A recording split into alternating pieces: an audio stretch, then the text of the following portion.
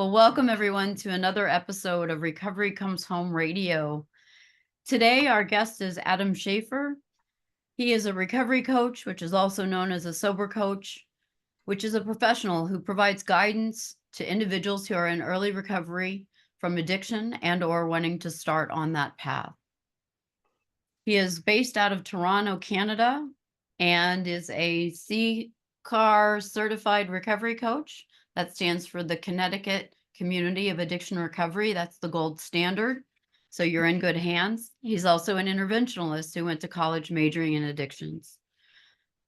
He is also a sober companion whose primary role is to help clients maintain abstinence from drugs or alcohol and work towards a healthier, substance-free life.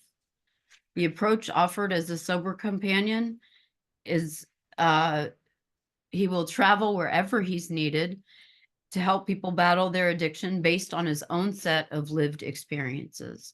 Without further ado, Adam Shaffer. Good to have you, my friend. Thank you so much for reaching out to me when you did and having a call with me right away. And here we are to discuss addiction and recovery. Yeah, and so you've got 9 years clean, is that right? That's right. Yes, I do. Yeah, that's right. Yeah. So you have a personal and a professional interest in this topic. I do. And it's nice to be reminded 9 years because just a thing for anyone listening that is around this mark in their journey or is at maybe 6 or 7 or brand new. It doesn't matter. We all have our own perspective as we stay clean. But for me, for this addict, it wasn't until I turned 9 where I felt like I've started to accomplish some long-term recovery. 7 and 8 was like, yeah, it was feeling good, but 9 is when I hear it back or when I tell someone, they're like, that's a long time, and I'm like, Hmm. I'm starting to believe it. Before I didn't see that, but to someone who's new or to someone who doesn't care for that, they're like, that's a long time. So for them it was, for me it wasn't. Today it is. I love that. Actually, so I met my husband in church in 2006. It's easy to remember his sobriety date because it's 2000. It's January 14th of 2000. So he is now 24 years sober and he's a completely different guy. Yeah, yeah, You know, it's funny because we deal with a lot of people in early recovery. And so even 9 minutes is a long time. Nine yeah, weeks, 9 months, let alone 9 years. yeah, And I love what you brought up because, it is like that overused adage of peeling the onion. yeah. Every year is a new adventure. Yeah. Tell us a little bit about your journey. Oh, for sure. So I don't think my journey is different than what I perceive as most people that identify as an alcoholic or an addict, where somewhere in their youth they were felt um, perhaps unloved or were not shown the most love in their household, or they were, but through the wrong channels. That's my story. And but it was said to me and I was shown it either through stuff or through words and some actions from one parent, not from the other. Mhm. And then um, shortly after, seeing and understanding that, my first drug, if you will, was stealing. And I really didn't need to steal money. I liked the thrill. I wasn't fitting in anywhere. And this kid I met around, or I was already stealing money from my parents. And then I met him. I don't recall. It was a while ago. And then I got good at it and sneaky, and it was something I could do to, get outside of me. And I had all the coolest stuff a kid could want, but I didn't have friends. So what does one do if they don't have friends? They got to find an outlet somewhere other than their toys when you're 11 years old. And Yeah. I chose stealing. And then I got caught stealing from a department store at that age. And then I was told, not to hang out with that friend. Of course, I kept hanging out with that friend as the only friend I had. And then my parents split up, and then I moved not too far, but far enough away that I didn't stay in touch with him. And I met all the wrong kids because no, I didn't fit in anywhere else. The only place I fit in was with the bad kids, and then I became that bad kid, like a really bad kid. And then I no longer needed them to cause trouble. It was like my stealing. I stole by myself to start. So then I went Yeah. and caused trouble after, by myself. It was just insane. Something And inside of you. yeah, and then after that, I found I found alcohol, and that was my friend. And then I didn't need anyone else to drink with. Like, I Mhm. remember now, people say, "Oh, I have a problem when I start drinking by myself." I was drinking by myself at like not 12. That was with my buddies. And then eventually, I think I was starting to have some drinks at 13 by myself at 13 years old. And so Wow. that just escalated and escalated. And then high school came around. I had a couple of friends in that course, but I was drinking with them at 11, at 12 to 12 and 13. And then high school came around, and those friends went in their direction. And then the only people I met were the people that were going to show me how to use other drugs. Right. And then, but they didn't really want to hang out with me. And so my best friend was the drugs. And so at 16 years old, I went to jail at 16, and because I was doing things to obtain drugs, and they weren't legal things, obviously. And from there, I made a couple of friends in that process, but they used like me. So we were lone wolves. And then I got kicked out of that school, no surprise, right? Because of my using it, and my class Mhm. attendance was poor at best. And then I went to another school, and guess what? That school had less the population with more drugs. It's Yeah. perfect for me. It's the Yeah. best. Failing It's the best. upwards. It was the best. It was like I wasn't around in the 70s and 80s, but I'm telling you, like, the way this school was, I mean, it couldn't have been too far off, even though it was mid 90s. But so yeah, it just that. And then like, I kicked out of that school, no surprise, right? And then that's when my parents found out I have a drug issue. Right? It took them about, I hid it about for 2 years, 3 years. They had no Wow. idea. They didn't know. They didn't know. And So there's that, an addiction to that ducking and running and hiding too, isn't there? yes. The Yeah, feeling of getting away with something. yeah, yeah. Hmm.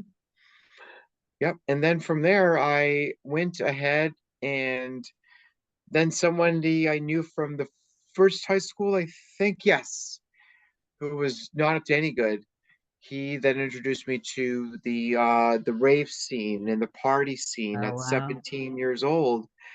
And then I started going downtown Toronto at like 17 with him. And before I knew it, I was doing and selling some pretty extreme narcotics. And that's what I did for in and out of jail, all of the crazy stuff. And it didn't nothing stopped me. I mean, I get out. I think I went back to my parents for a few weeks, and I went back down there because I couldn't resist. And then it just progressed and progressed. And then about 4 or 5 years of doing that, I'm like, okay, I left the scene, the party scene, because that's what I was partying. And there's some really, really crazy times, but there was a lot of fun. There was a lot of fun times that were had too. Sure. And then I went from essentially, I went from like a dealer slash user to a full-time user. And it was just terrible. But I was It's blinded hard to because deal when you're using your own products, isn't it? um You use up all yeah, the inventory. yeah, and then you just owe the money. It doesn't go so well. and, It and doesn't so go so well. doesn't go so well. And so from there,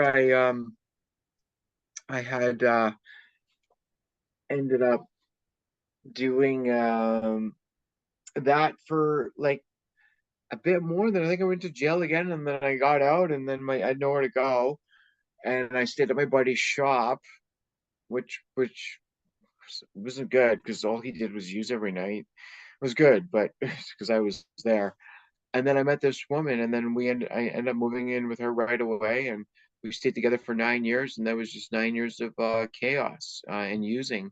And she didn't use the things I used, but then once she met me, of course, she started using them, and eventually became as bad or worse than me, and then that had to end, and then I just switched drugs after I left her and got my own place and became, I guess you'd call, a functioning addict to an extent.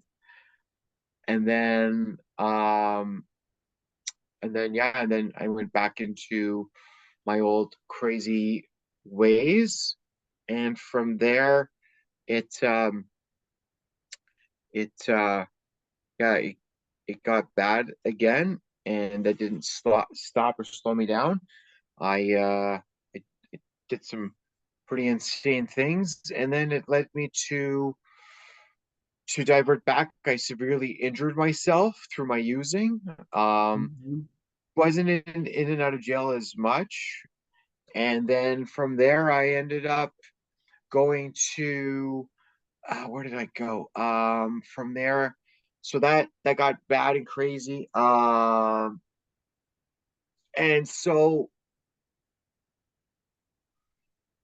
and then yeah, and then a few years of doing that, that was in 2014, and then I remember thinking I should be going to these meetings. I heard about meetings, and then I ended up in a different province, and then I was just doing. I responsibly left the province I'm in, Ontario, and went elsewhere. I didn't just disappear, so I did it the right way. Mhm. And then the information I was given about staying out there was different than when I got there, so I had to reassess and do things differently, and it really threw me for a loop. So I ended up in some bad places right away the first 5 days I was there, and I realized I have a pretty serious problem, and that I need Mhm. help. And I was like, I want to work and keep using drugs, but I wasn't working. Right. I hadn't worked in a while. I went out there for work, but I didn't get a job. And but I was just doing and selling different drugs than where I was in Toronto. Nothing had changed. I didn't go out there to get clean, but about 7 days after being there, I realized the entire insanity around me, and then I made the decision to stop using, go to treatment, and I've been clean since. So I haven't picked up anything, and so from So you there had you had like a moment of clarity. I had a That moment of clarity. November 14th or so, 2014, outside in the winter in a very cold province. I made the decision. I was done the next day, or maybe it was November 12th. And then I did some of the stuff I had to do, and I remember what I used and where I used. And I was taught if I don't remember the last time I used, I'm not done using. So I remember it very clearly. And maybe that's why I haven't used since I decided to surrender to treatment and then to recovery, the 12-step meetings about 5, 6 weeks after that, I discovered those. And then I got active there, and I stayed out there for a couple of years and worked a program, finished a set of steps, had a life I always wanted. And then I left there to come back home to Toronto so my family could see how I was doing and not just hear how I was doing. That was the fourth best decision I made of my life by far, was definitely coming back here. And then, at that time I was a chef, which I loved and admired. And then I started to lose the passion to do that. My Mhm. family accepted me back into their lives full throttle, which I never really thought was possible due to the destruction and the deceit and the manipulation I just kept throwing at them. And from there, then I went into the film industry, and I was in some environments. I guess people will always say, oh, "How did you stay clean being a chef? How did you stay clean in the film industry?" Well, when you make the decision to not put anything else in your body, and after you've used for 23 years of your life, I'm not saying what people should be, but you should be done. Really, you Yeah. should be done. So fortunately for me, I think that's why I've been able to stay clean thus far, is because I'd used for over 2 decades. I went to treatment once, but I didn't know about meetings or 12-step recovery. No one said go to Right. meetings when you get I wasn't taught to go to meetings when you get out of here. I wasn't taught to work a program. So I didn't, so this is my first go at recovery. And then through the film industry, COVID happened. I don't know if anyone heard of that thing Yeah. that, that shut down the world. And then so that decimated the film industry. And then once it started up again, I wasn't getting calls, and I don't know why. And then a bit after that, I decided, well, I can't rely on them to provide an income. So um, I heard about recovery coaching some years before that, and what I was taught, it sounded really interesting to me and exciting. And then around the time I was thinking about becoming a life coach, I joined a new group and I sat down beside the guy, and I was at his celebration shortly before that, so we're getting to know each other a bit. And then I sat down beside him, and then he told me where I can get trained. And I think the next day I called and I signed up to the Sober Network in Florida Hmm. for the through the Sober Network for introductory to recovery coaching. Yep. And then I had to wait to get in, and I'd never had to wait for so long. But I never believed in anything as long as I did, and I didn't lose the momentum. Usually I would. They Hmm. offered me back my money. I said no, thank you. And Oh, yeah, you were and then dedicated. You wanted to do that. yeah, and then and then it opened different doors. And then I thought, of course, once I had the certification, I it's gonna all be organic. I was so delusional. I thought it was gonna be so easy. I'm just gonna have some business cards. They're gonna hang them. I'm gonna hand hand them out locally if someone asks. And because the demographic around me does fit the criteria of my typical clients. And so I'm Yep. like, they're gonna know I'm doing They're gonna this. run to you, right? There or someone be like, I need help, I'll call Adam. That Yeah. didn't happen. And what did No. happen was the guy that told me, so I got on the phone with the guy who runs a group of coaches, and he's like, okay, Adam, do this and do that. I actually remember like where I was on that conversation and what was said and what was suggested I do. They're like, you need a social media following and you need a website. I'm like, oh, okay, fine. So I went all in, and fortunately I was taught by fluke, or by default, I was taught get a social media thing going and then do a website. The background work of the website was going while the social media had started, and then Right. just it happened to go that way. I'm like, perfect. And so I went all in, and and through that group of coaches, I got my first client, which was great. I didn't know where I was going to get any work, and then I taught how to be a so I was then I learned how to be a sober companion. I learned how to be a coach in action, not just through a piece of paper.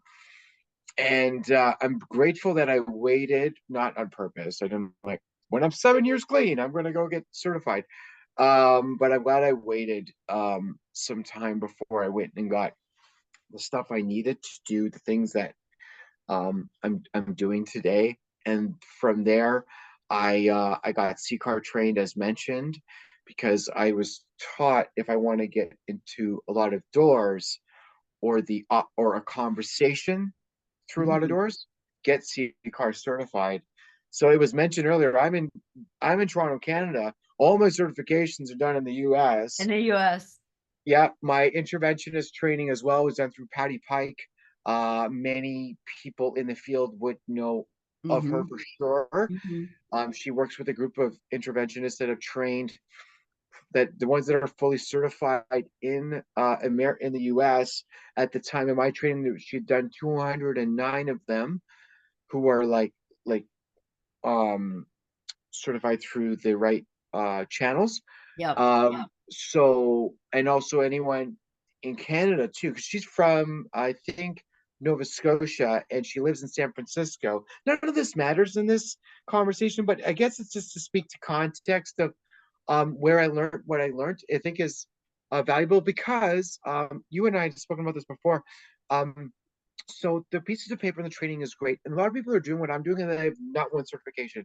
They just got put on a platform a long time enough ago and they're good at what they do because they have recovery and then they've done enough cases. Even my mentor, I don't even think he's fully certified, but that doesn't matter. He knows what he's doing and he's in very high demand, and that's enough for me. I did it backwards because I didn't know that. And you know what? Now it's getting me through some doors that I'm pretty certain to say, if I didn't have these certifications I have, that they might consider me, but probably not because But like, the who is this door would guy? be closed a little bit. Who You is don't this guy? know. Who knows? Okay, well, this Yeah. guy has these certifications, Yeah. and he just did his addiction worker college thing.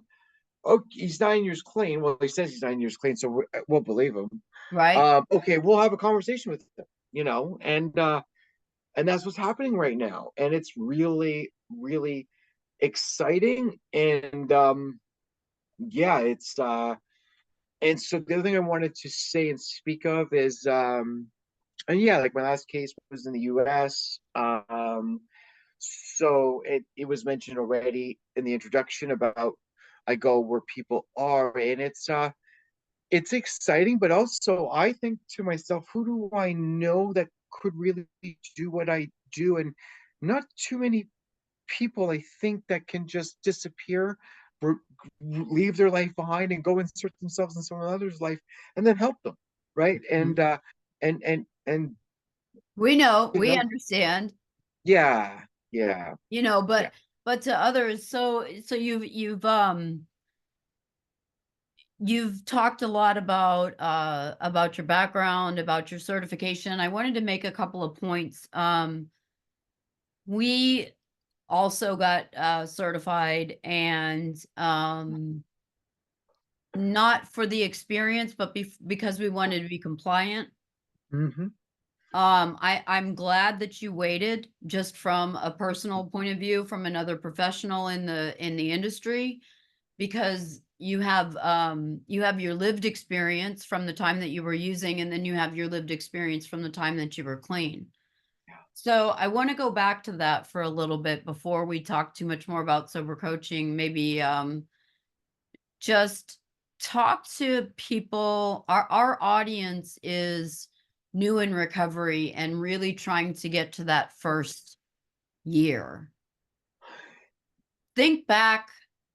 How was it for you in the beginning? You said, congratulations, by the way, on one white and then Yeah. 9 years. My husband has one white and 24 years. So Yeah. that always excites me. Not be, Yeah. I maybe because I did it, but yeah, it does Relapse excite. is not a necessity. It That's can right. be certainly part of addiction recovery, but it doesn't have to be. It excites me, but it also at times could separate me from those because people resent me too.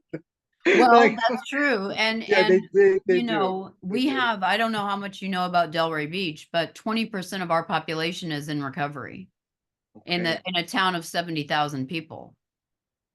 Okay. So we have many clubhouses, we have many employers that know that we have recovery residents Right.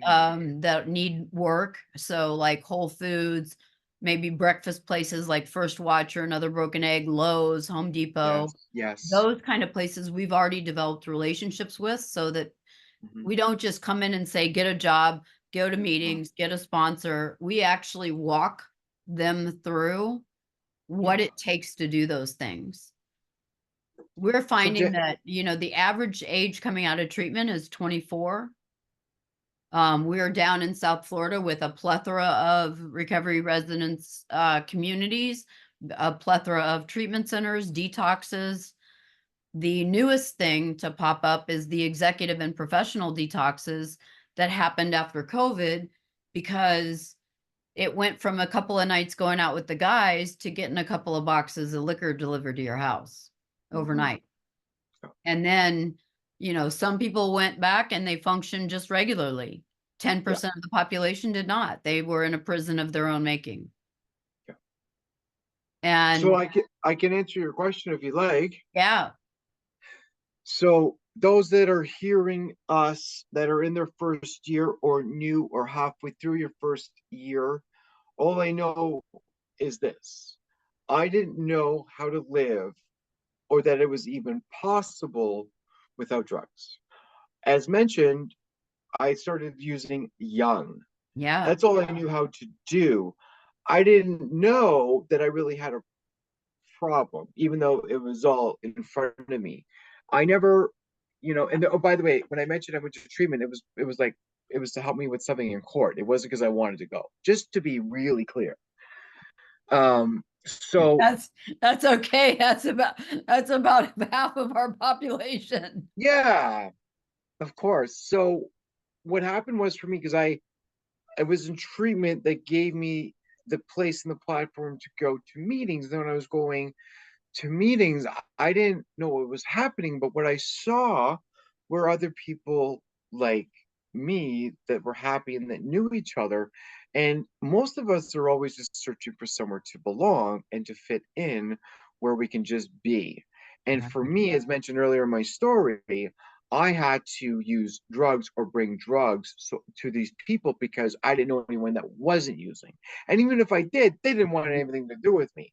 So Hmm. because that's all I knew, and then I found this group of people that were not using anymore, that I didn't have to bring anything to them, right? And now I didn't have this thinking when I was 30 days clean.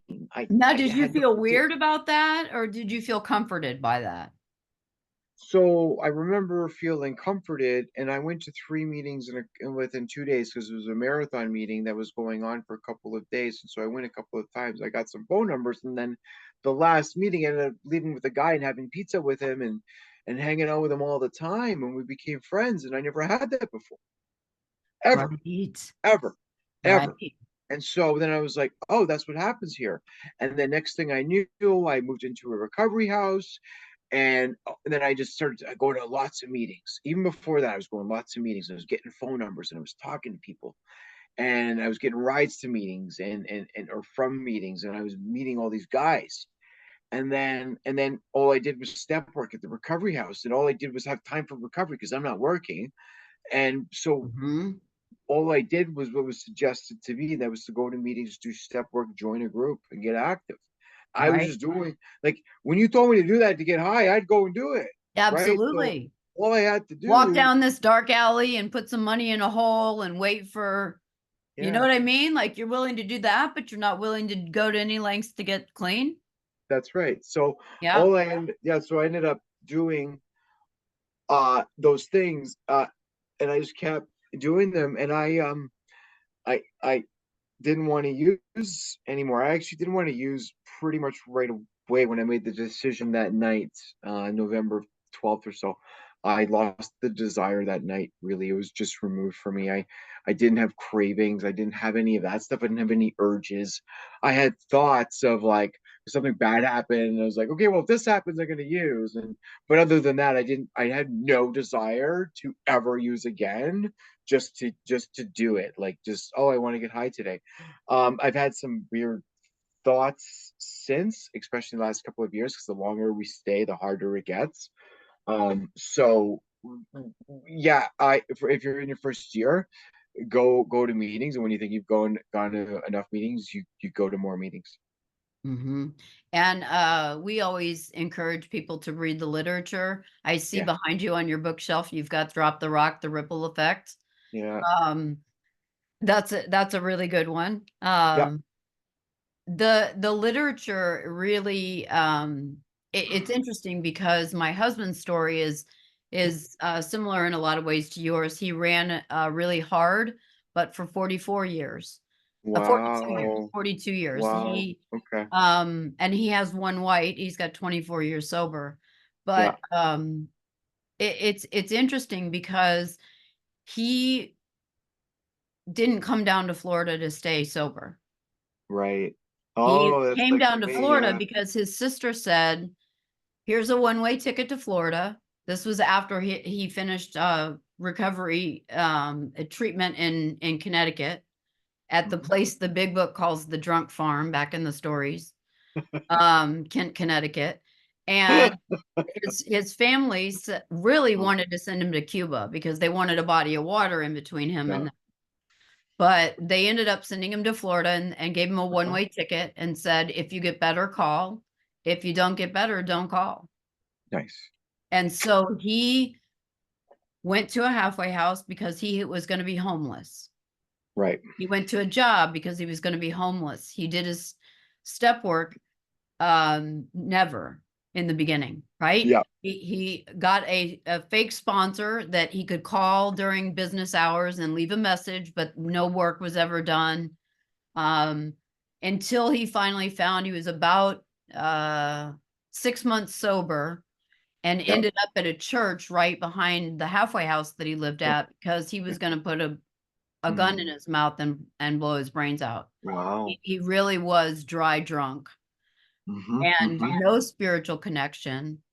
The priest at that church talked to him for 3.5 hours. It was an Episcopal Mm-hmm. church, exactly the one that I met him at in 2006 after he was 6 years clean. And it hasn't looked back, but that's not the typical way that people usually get clean and sober. That's right. It's usually one step forward, two steps back. Maybe you do a big hop forward and Yeah. then you're running to catch up. And but what he found was that when he got with a mentor who was into the literature, Mm-hmm. he realized how much the literature for the last months had kept him sober Yeah. because he was in the literature was being read at the meetings he was going to. They were literature Mm-hmm. meetings, which we Yeah. always suggest to people.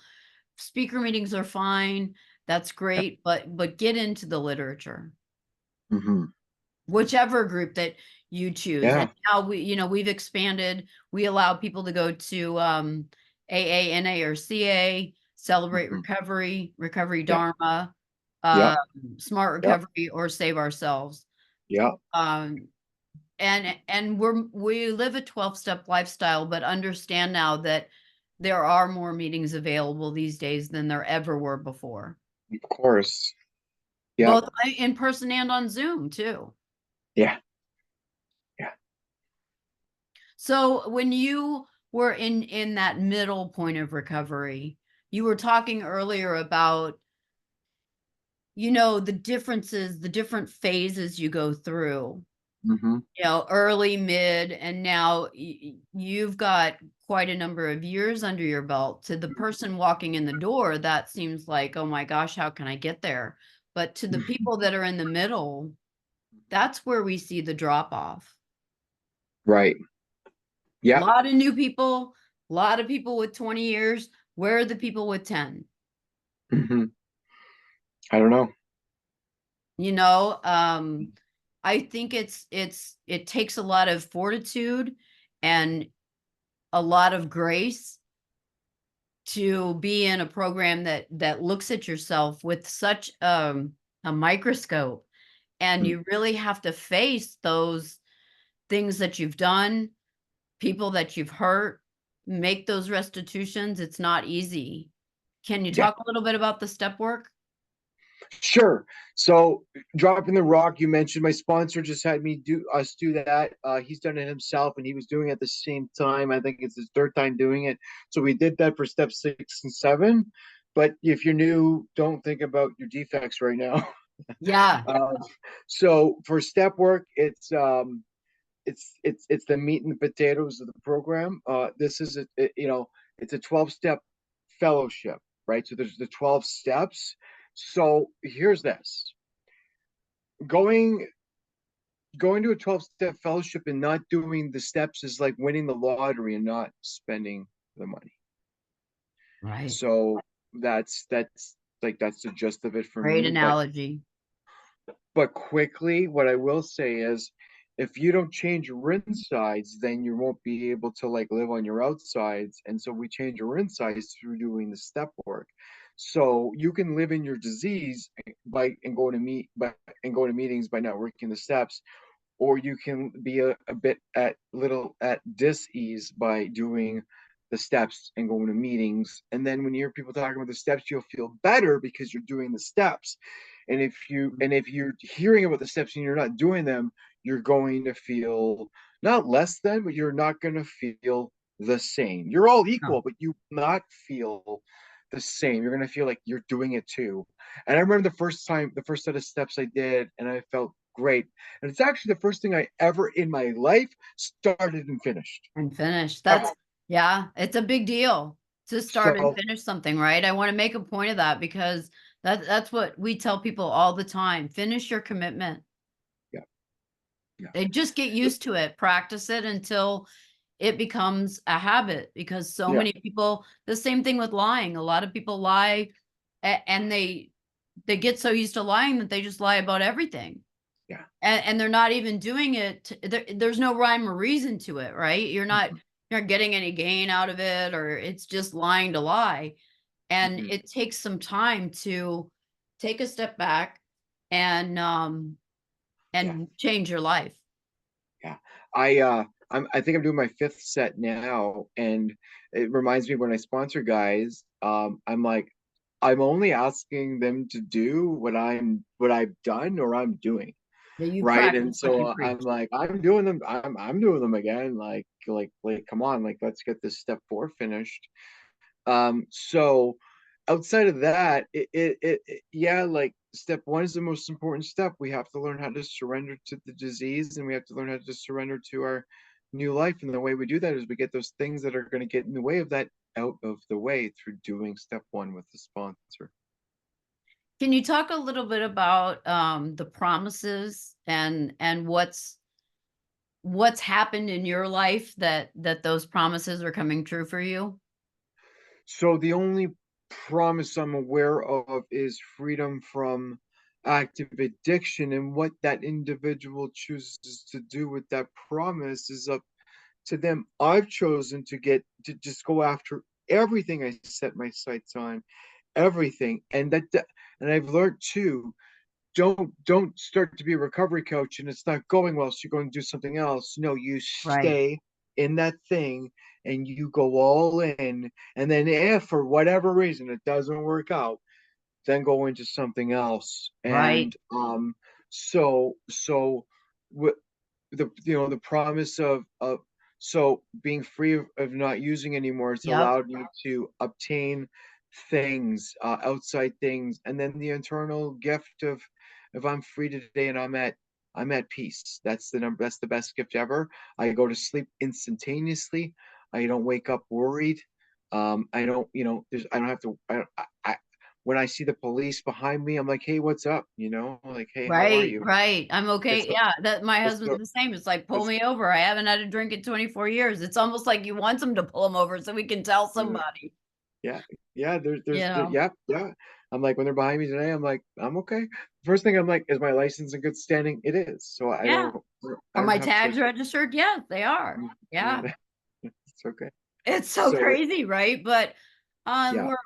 we're coming to about to the end here, but I want to ask you a question that I end with everybody Hmm. on. If you could go back, Adam, Hmm. and talk to that 11-year-old boy, really drop into that and go into that 11-year-old Adam, what do you think that you could say to that Adam that could change the trajectory of his life? It would be as simple as don't go take money out of that jar. Yeah. Don't get Don't. because then you got the itch to get away with something. Yeah, don't go steal from that department store. Don't steal money from your parents and then go to the store and not spend the money and steal anyway. Yeah. I That's did that by my insanity, right? I didn't even have an influence. I did that on my own. Like Yeah. that's not normal. Insanity. Yeah. And as an FYI, I this was in a very well-groomed suburban area. This wasn't like I had to do that, or I was influenced that way, or I was pushed that way. I grew up without, so I had to go and take. No, I No. just liked No, that that skill. in fact, that's hardly the case. The people that steal because they have to are a minimum. The maximum Mm. number of people that steal things, I think you'd hit the nail on the head. It's the thrill, the feeling I got away with something. Yeah. They have the money to pay for it. It's not about the money. Okay. It's about that feeling and getting out of yourself, getting away with something, getting a feeling that'll take you out of yourself. Yeah. Well, I have really enjoyed getting to know you. I will have to bring you back on so that we can have another conversation about specifically recovery coaching. But I so appreciate you sharing your story with us today, Adam. And you keep going the way you're going. 9 years with a one white key tag. That's way to go. One day at a Thank you. time. Thank you so much. All right, everyone. Thank you for listening to another episode of Recovery Comes Home Radio. We will see you next time.